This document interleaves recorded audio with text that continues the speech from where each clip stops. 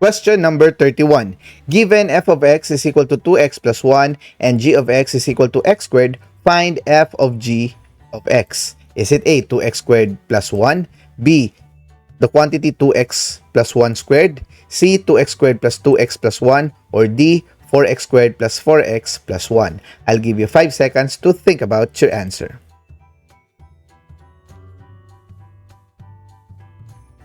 Okay, my dear math learners, now we have a different operation for our functions. We have this symbol. This symbol is also known as the composition of functions. Now, what you will do here is that the second function that is being said, that will be input to our first function. Meaning, the value of x here in the first function will be replaced by the whole function of g of x. Okay, I hope you got that one. So, of course, my dear math learners, right now, the x squared is our g of x, right? So our g of x here, which is x squared, that will be input or replace or substituted to the value of x in our f of x. Okay, so of course, this x here, since this is the only one with the variable, then that will be replaced with x squared. So that will become 2x squared plus 1. And that is letter A. Let's check whether we are correct. Alright, my dear math learners, I hope you got that one. Now, let us go to question number 32. If f of x is equal to x minus 3 and g of x is equal to 2x, what is g of f of x? Is it A, 2x minus 3, B, 2x minus 6, C, x minus 6, or D, 2 times the quantity x minus 3? I'll give you 5 seconds to think about your answer.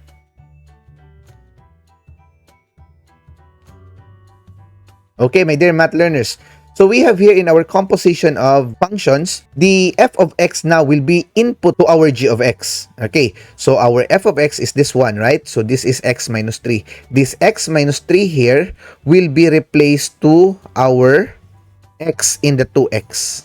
Okay, I hope you got that one. So therefore, this x minus 3 will be replaced to this one. So that will become 2 times the whole x minus 3. So 2 times the quantity x minus 3. So this is the 1. Now, as what I've said earlier in our review series, that if you can still simplify this one, then you do so. So by distribution, 2x, and then this one will be minus 6. So 2x minus 6. So we have here letter B. Letter B is the simplified form. So letter B should be our answer. Let's check whether we are correct. Alright, my dear math learners, I hope you got that one. Now, let us go to question number 33. Given f of x is equal to x squared and g of x is equal to x plus 4, find f of g of 2. Is it A, 20, B, 36, C, 8, or D, 16? I'll give you 5 seconds to think about your answer.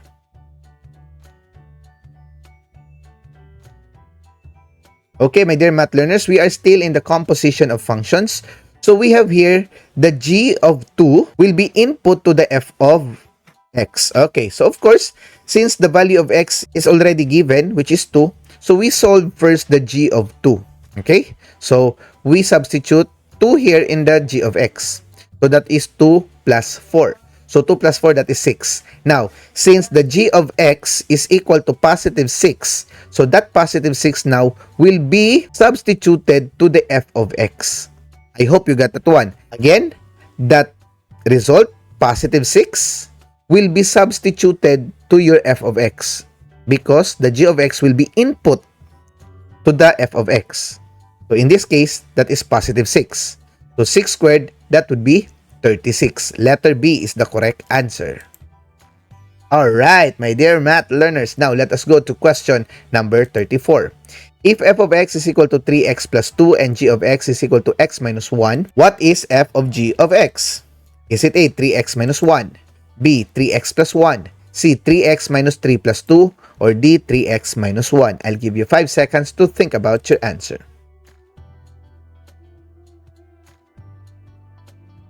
Okay, my dear math learners, so we have here f of g of x. So therefore, the g of x will be input to the 3x plus 2.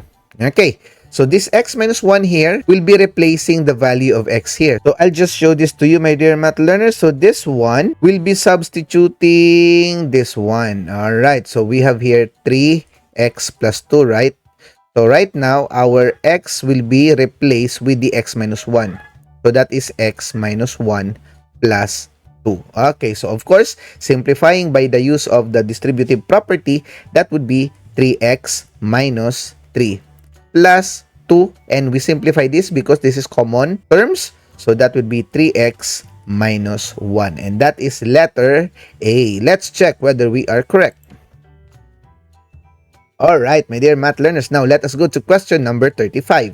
Given f of x is equal to square root of x and g of x is equal to x plus 5, find f of g of 4. Is it A, positive 3, B, 9, C, square root of 9, or D, both A and C? I'll give you 5 seconds to think about your answer.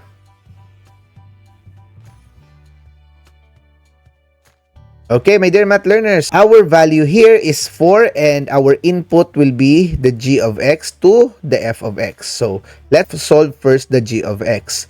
So, we have here 4 for the g of x. So, 4 plus 5, that would be 9. So, that 9 will be input to our f of x, and that is square root of 9. So, square root of 9, letter C can be correct. Of course, the square root of 9 can be simplified, and that is positive 3. So, A and C are both correct. So, letter D is the correct answer. Let's check whether we are correct. Alright, my dear math learners. Now, let us go to question number 36. If f of x is equal to x squared plus 1 and g of x is equal to 2x minus 3, what is g of f of 1? Is it A, negative 1, B, positive 1, C, positive 3, or D, negative 3? I'll give you 5 seconds to think about your answer. Okay, my dear math learners, so as you can see here, we will first solving for f of x, in which the value of x is positive 1. So that would be 1 squared plus 1, that is positive 2. Okay, so f of x is positive 2. Now, that positive 2 will now be input to our x in the g of x. So, 2 times 2, that is 4. 4 minus 3, that is positive 1. Letter B is the correct answer. Let's check whether we are correct.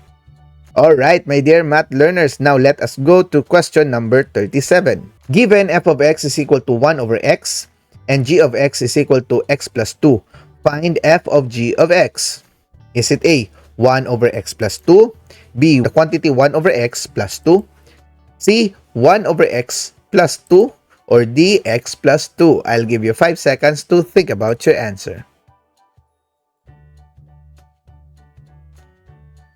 Okay, my dear math learners, our input here is the g of x. So that would be x plus 2.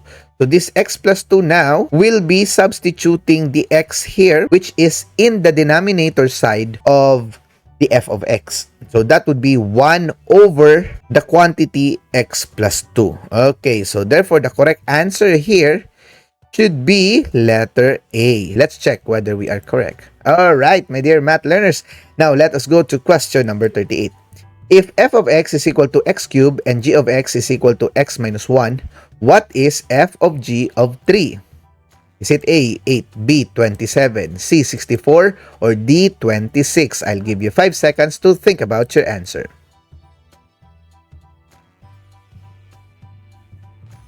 Alright, so since our input here is g of x, which is the value of 3, so we just substitute that one first. So that is 3 minus 1. So that is positive 2.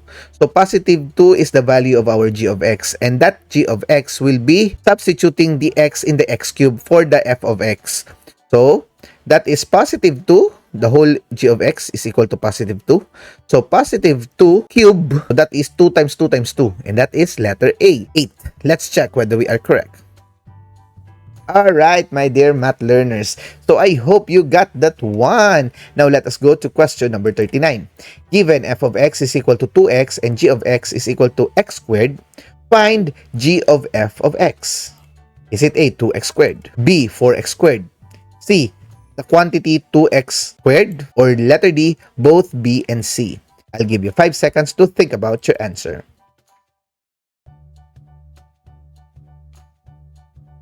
Okay, my dear math learners, if we check this one, so f of x now will be input to the g of x. So this 2x here will be substituted to the x here. So that will be a quantity of 2x squared.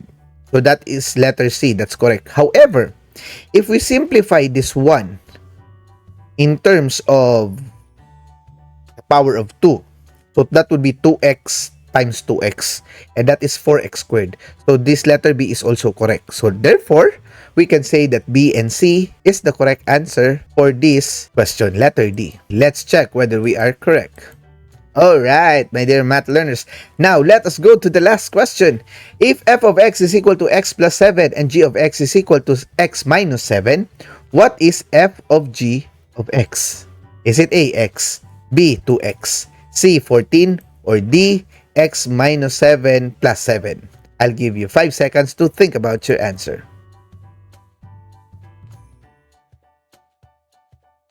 Alright, my dear math learners, this is still a composition of function. So our input is g of x. So this g of x here, x minus 7, will be substituting the value of x here in the f of x. Okay, so if we substitute x here by this one, that will become x minus 7 plus 7, which is this one. Okay, however, this can be simplified, since negative 7 and positive 7 are constant terms. So negative 7 plus 7, that is 0. So therefore, the correct answer is only x, letter A. Let's check whether we are correct. Alright, my dear math learners. So I hope you have understand all of our questions in our reviewer series. These 4 parts. This has been your YouTube educator, Math Teacher Ash, and saying it is fun to learn mathematics if we are together learning. I hope you find this video very helpful to you, and please click the subscribe button, like this, and share this to your fellow friends, classmates, and schoolmates. Thank you so much. God bless and keep safe always.